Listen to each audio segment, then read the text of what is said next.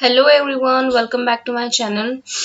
बहुत टाइम हुआ हमने क्लास नहीं ली है। ठीक है, आज से हम स्टार्ट करने वाले हैं अपनी क्लास को।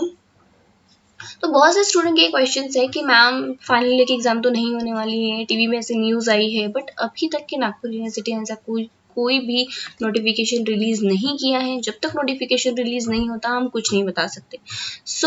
अपनी पढ़ाई आप लोग कंटिन्यू रखें। ठीक है, चलो हम स्टार्ट करते हैं। Functions of a SEBI. ठीक है, सेबी के जो फंक्शंस है, किसी भी रूल्स या रेगुलेशंस को डिसाइड करने के पहले उसके फंक्शंस डिसाइड किए जाते हैं कि अगर ये इस चीज को हम इम्प्लीमेंट किया जा रहा है तो उसकी इम्प्लीमेंट करने के पहले तो यही इंटेंशन होता है कि वो अगर वो रूल रेगुलेशन है तो उसका फंक्शन क्या है, वो क्यों लाया गया है, क्या वो काम करेगा। क्लियर है, तो हम यही देखेंगे आज। तो बेसिकली इसके जो फंक्शंस है, सबसे पहला फंक्शन तो आप लोग को आग बंद करके पता रहना चाहिए सेबी का, दैट इज रेगुलेटरी फंक्शन। कि सेबी क्या करता है, सेबी रेगुलेट करता है। किसको रेगुलेट करता है? सिक्योरिटी मार्केट को। किसको रेगुलेट करता है? वो सिक्योरिटी मार्केट को क्या करता है? रेगुलेट करने के लिए। तो पहला फंक्शन तो यही हो गया। देन क्या करता है? ये क्या करता है, जो भी इन्वेस्टर होते हैं इन्वेस्टर को क्या करता है? प्रोटेक्शन देता है। तो ये हो गया हमारा प्रोटेक्टिव फंक्शन। देन अब इन्वेस्टर को प्रोटेक्शन देगा तो इन्वेस्टर से क्या होगा, उनको ट्रस्ट बन जाएगा इंटरेस्ट इन्वेस्टर का, जो क्या हो रहा था, ये सेबी के आने के पहले नहीं हो रहा था। बहुत सारे क्या हो रहे थे उनके साथ में, अनफेयर चीजें हो रही थी। वो लोग इन्वेस्ट करने से वो लोग क्या कर रहे थे, डर रहे थे। तो उन्होंने क्या किया, उस धीरे धीरे क्या हो रहा था, ट्रस्ट क्या हो रहा था, कम हो रहा था। किसका? जो भी इन्वेस्टर है उनका। अब रेगुलेटरी फंक्शन आ गया, प्रोटेक्टिव फंक्शन आ गया, तो क्या हो गया, ट्रस्ट बढ़ गया। अब ट्रस्ट बढ़ने से क्या हो गया, सिक्योरिटी मार्केट का डेवलपमेंट हुआ। वो डेवलपमेंट कैसे हुआ? सिक्योरिटी मार्केट पे ज्यादा से ज्यादा इन्वेस्टर क्या करने लगे, इन्वेस्ट करने लगे, तो पैसा आने लगा। तो उससे क्या होगा, ओवरऑल कंट्री का डेवलपमेंट होने लगा। क्लियर है? चलो, पहला फंक्शन है प्रोटेक्टिव फंक्शन। तो प्रोटेक्टिव फंक्शन क्या बोलता है, to protect the interest of investors and provide safety of investor. ये क्या करता है, प्रोटेक्टिव फंक्शन क्या करता है, प्रोटेक्शन देता है किसको, जो इन्वेस्टर है उनके इंटरेस्ट को, और जो वो इन्वेस्टमेंट करते हैं उसे क्या करता है। सपोज ये मनी इन्वेस्ट करे किसी कंपनी में, कौन, इन्वेस्टर, तो इससे क्या करते हैं, वो लॉक लगा लेता है कि ताकि ये पैसा आपका सेफ है, ये कभी नहीं, इतनी अमाउंट आपकी बिल्कुल नहीं डूबेंगी। अगर ये इन्वेस्टर को एक श्योरिटी मिल जाती है तो हर इन्वेस्टर इन्वेस्ट करेगा। क्लियर है? तो ये क्या करता है, अल्टीमेटली प्रोटेक्शन देता है किसको, इन्वेस्टर को। मेन फंक्शन तो इसका यही है। देन देखते हैं इसके पॉइंट्स। Checking price ragging. तो ये क्या करता है, चेक करता है प्राइस रैगिंग को। दैट मीन्स कि अगर जैसे फॉर एग्जाम्पल, ठीक है, ऐसी कहीं पे भी अगर प्राइस रैगिंग हो रही है तो उसे क्या करते रहेगा, वो हमेशा चेक करते रहेगा। कैसे चेक करेगा, जैसे इसका एक एग्जांपल देख समझाती हूँ। आप लोगों ने हॉर्स रेस देखी है क्या? हॉर्स रेस में क्या होता है, बैटिंग चलती है। ठीक है, नंबर 1 हॉर्स फर्स्ट आएगा, नंबर 2 हॉर्स नहीं फर्स्ट आएगा। तो ऐसे क्या होता है, वो लोग क्या करते हैं, बैटिंग लगाते हैं, अपना पैसा लगाते हैं। किसी ने अगर नंबर 1 पे लगाया, सबको पता है कि नंबर 1 हमेशा आता है, तो सब इन्वेस्टर क्या करेंगे, नंबर 1 में पैसा लगेंगे। बट जो बिजनेसमैन जो रहते बड़े बड़े, वो क्या करेंगे, वो नंबर 1 को हरा के क्या करेंगे, सेकंड नंबर को विन करवा देंगे। तो उससे क्या होगा, जो भी जिन्होंने इन्वेस्ट किया है उनका पैसा तो डूब गया मतलब क्या सही में डूब गया, नहीं, वो सारा पैसा गया यहाँ। तो यही होती है प्राइस रैगिंग। क्लियर है? प्रोहिबिट इनसाइड ट्रेडिंग, यही वाला जो मैं बोल रही थी। जो बड़े बड़े बिजनेसमैन जो होते हैं वो क्या करते हैं, अंदर ही अंदर क्या कर लेते हैं, ट्रेडिंग कर लेते हैं, पता भी नहीं चलता कि ये शेयर आके कब चला गया। तो ये सारी चीजों को क्या किया, रोका गया। ठीक है, प्रोहिबिट फ्रॉडेंट। ठीक है, जो भी फ्रॉड हो रहे थे, मैंने जो पहले बताया था कि शेयर मार्केट्स में बहुत फ्रॉड होते थे जब रूल्स एंड रेगुलेशंस नहीं थे, जब, ठीक है, जब सेबी नहीं था स्पेशली, तब बहुत फ्रॉड होते थे। क्या करते थे, अंदर ही अंदर क्या होती थी, पूरी ट्रेडिंग हो जाती थी। तो उस चीज को रोकने के लिए क्या किया, ये फंक्शन होता है। ये सारे फंक्शंस किसके हैं, सीबी के। अनफेयर प्रैक्टिसेस, ऐसे ट्रेड में जो अनफेयरली कोई भी चीजें होती, कोई भी ट्रेडिंग होती थी, तो उसको क्या करने के लिए, सॉल्व करने के लिए, उसे ना होने देना, उसे रोकना, ये किसका काम है, सेबी का। undertake steps to educate investors so that they are able to evaluate the securities of a various company and select the most profitable securities. That means ये क्या करता है, educate करता है, सिर्फ protection नहीं देता. आप किसी को protection सिर्फ protect करके नहीं दे सकते. जब आप उसे educate करोगे तो वो easily क्या हो जाएगा, वो खुद को एक प्रोटेक्शन दे सकता है. ठीक है, अगर बहुत सी कंपनीज के शेयर होते हैं, क्लियर है, बहुत सी कंपनीज के शेयर होते हैं, बट ये सारी कंपनीज के उनका बैलेंस शीट क्या है, ठीक है, उनका अभी तक का रिकॉर्ड कैसा है, प्रॉफिट लेवल कैसा है, लॉस लेवल क्या है, ठीक है, डेट्स कितने हैं उनमें, ठीक है, क्रेडिटर्स कितने, ये सारी चीजें किसमें देखी जाती है, ये सारी चीजें इसे क्या करता है, वो एजुकेट करता है कि किसमें इतना पैसा लगाओ. ठीक है, जैसे ए है, बी है, सी कंपनी है. ठीक है, तो अभी इसमें क्या करेंगे, वो आप लोग को एजुकेट करेगा कि आप इन तीनों में से किसी एक ऐसी कंपनी चूज करो जिसमें आपको मैक्सिमम प्रॉफिट हो. तो ये किससे आएगा, ये आप लोग चूज कैसे कर सकते, जब आप उस चीज से क्या होंगे, एजुकेट होंगे. तो इन्वेस्टर को वो क्या करता है, एजुकेट करता है. क्लियर है. Promote fair practices and code of conduct in security market. ये प्रमोट करता है फेयर प्रैक्टिसेस, कि ऐसी कोई भी ट्रेडिंग ना हो जिसमें अनफेयर चीजें हो इन्वेस्टर के साथ, किसी के भी साथ. कोड ऑफ कंडक्ट है लीगल एक्शंस, ऐसे लीगल एक्शंस बनाए गए, ऐसे केसेस बनाए गए सिक्योरिटी मार्केट में. अगर कोई भी फ्रॉड करता है तो क्या होगा, उसमें इस तरीके से क्या होगा, लीगल एक्शन लिए जाएंगे. क्लियर है. Then development function, to promote development activity in stock exchange and increase the business in stock exchange.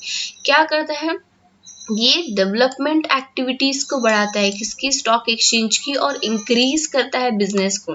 ठीक है, मेनली क्या होगा, इन्वेस्टर को अगर प्रोटेक्शन मिलेगा तो उनका ट्रस्ट बढ़ेगा तो मैक्सिमम इन्वेस्टर क्या करेंगे, इन्वेस्ट करेंगे कंपनी में, वो इसमें शेयर्स में, शेयर सिक्योरिटी मार्केट में, और सिक्योरिटी मार्केट में वो लोग इन्वेस्ट करेंगे तो क्या होगा, मैक्सिमम कैपिटल क्या होगा, क्रिएट होगा. ठीक है, और इससे क्या होगा, ओवरऑल कंट्री का क्या होगा, डेवलपमेंट होगा. क्लियर है. तो इस तरीके से डेवलपमेंट फंक्शन को करता है SEBI. Promote trading of promote training of intermediates. तो इंटरमीडिएट्स को क्या देगा, ये ट्रेनिंग अवेलेबल करेगा. कोई भी ऐसी यहाँ के इंटरमीडिएट्स कौन होते हैं, ब्रोकर्स होते हैं, जॉबलर्स होते हैं, ये सारे होते हैं.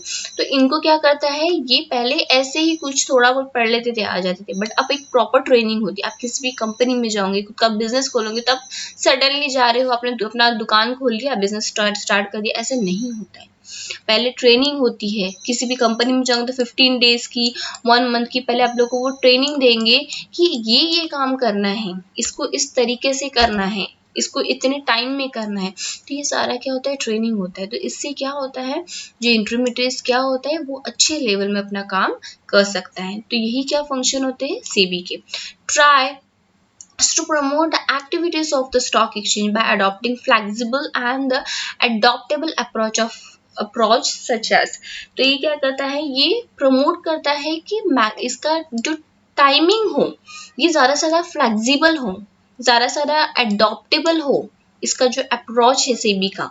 अभी फ्लेक्सिबल क्यों बोला है, कि कहीं भी फॉरेनर हो, ठीक है, फॉरेन का कोई पर्सन हो या फिर इंडिया का कोई पर्सन हो, ठीक है, तो वो क्या करेंगे, वो कहीं से भी ट्रेडिंग कर सकते हैं. अभी फ्लेक्सिबल कैसे, इंटरनेट से.